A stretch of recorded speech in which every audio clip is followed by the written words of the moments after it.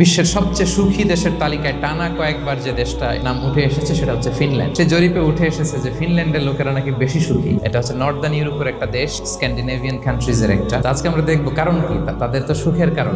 ফিনল্যান্ডে একটা ইউনিভার্সিটি আছে, university of হেলসিঙ্কির একজন রিসার্চার জেনিফার ডি পাওলা, সে দুইটা কারণ উল্লেখ করেছে বেসিকলি। প্রথম যে কারণটি সে আইডেন্টিফাই করেছে সেটা হচ্ছে তাদের হেলদি লাইফস্টাইল। তারা হেলদি লাইফস্টাইলে অভ্যস্ত, প্রকৃতির সাথে তাদের নিবিড় একটা সান্নিধ্য আছে এবং সেই সাথে স্বাস্থ্যসম্মত তাদের কর্মজীবন।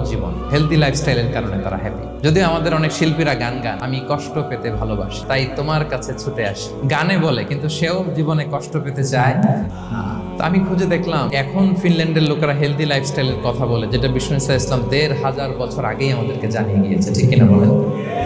আপনি যদি বিষ্ণু ইসলামের বায়োগ্রাফি একটু চেক করেন, প্রকৃতির সাথে বিষ্ণু ইসলামের সম্পর্ক যে কতটা নিবিড় ছিল আপনি শুনলে অবাক হবেন। দেখবেন যে কতটা অর্গানিক লাইফ বিষ্ণু ইসলাম লিড করেছেন।